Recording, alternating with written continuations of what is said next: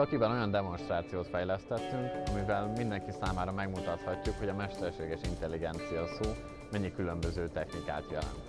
Ebben a robotos demonstrációban lefényképezünk egy embert, ezt a fényképet gépi tanulás alapú algoritmusokkal feldolgozzuk, majd pedig a kapott vektoros képet a robottal lerajzoljuk. Elsőként a fényképen megkeressük az arcot és körbevágjuk, hogy csak azok a részletek maradjanak rajta, amik a fejhez, illetve az archoz tartoznak. Majd ezen a képen keressük meg egy neurális hálóval, aminek a célja jeldetektálás, ezzel keressük meg az emberre jellemző arcéleket, illetve részleteket.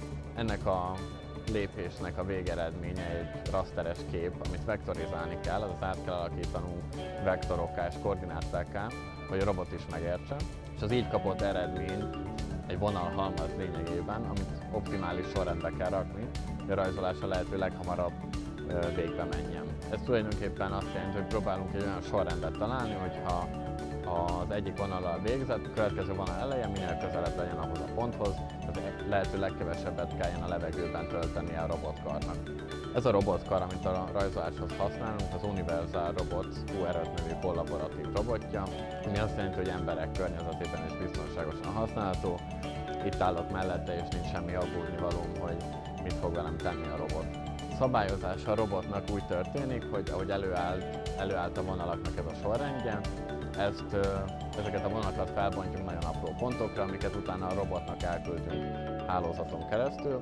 A robot végigmegy ezeken a pontokon, és ezzel a hagyományos filctollal lerajzolja őket úgy, hogy közben figyel arra, hogy folyamatosan állandó erővel nyomja a papírt, ezzel lényegében utánozza az embernek a finom motoros készségeit. Az így elkészült rajz pedig lényegében egy egyedi stílusú portré rajz, ami a mesterséges intelligencia stílusában mutatja be a portrén látható személyt.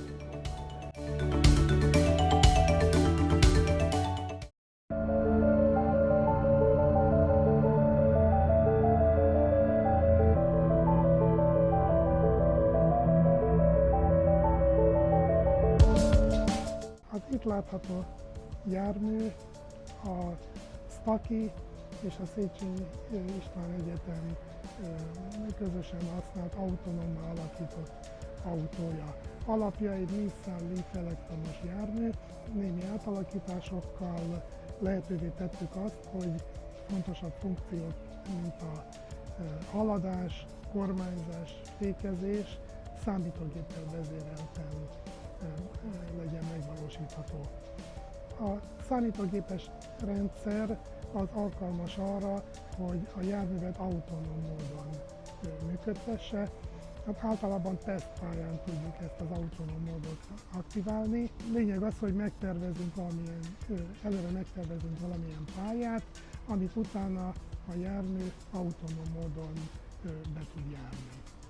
Ennek a megvalósítására több műszerérzékelő is van a jármű fedélzetén.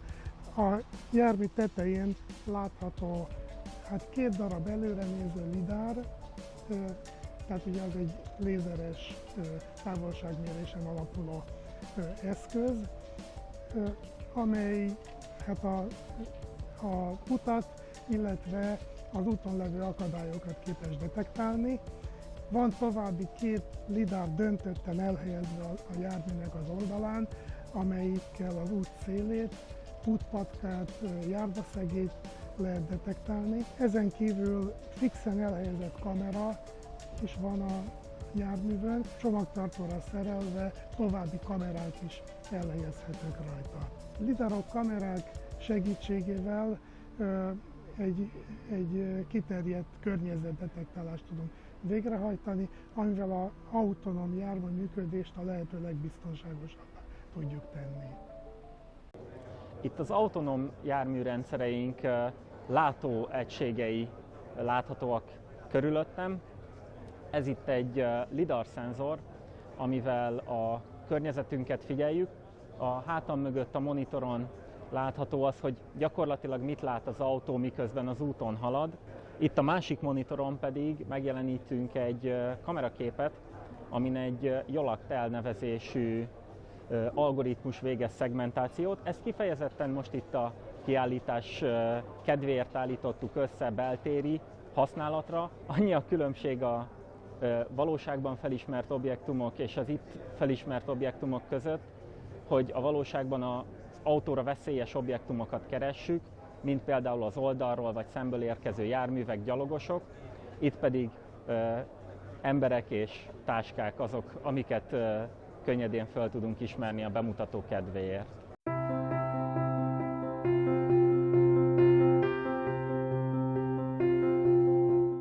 A Cindy egy kamerarendszer hordozására alkalmas kísérleti platform. Egy hardware in the loop tesztkörnyezetet láthatunk, ahol a repülőgép fedélzeti számítógépe egy szimulációra van rákötve.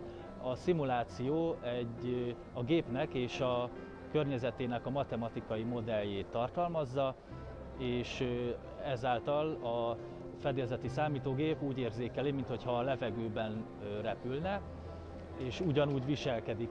Itt láthatjuk egy hardware in the loop tesztkörnyezetet.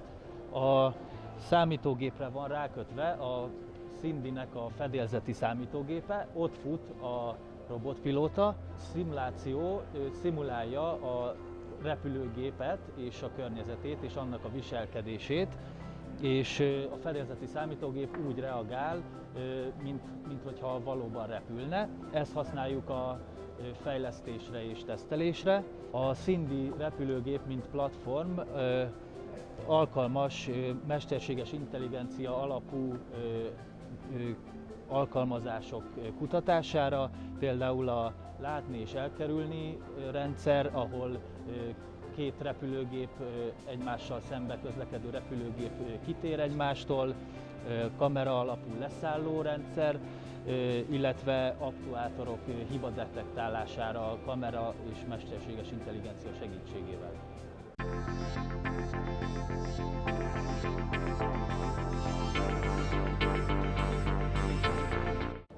Fiziológiai jelek, légzés és pulzus érintésmentes mérésével foglalkozunk.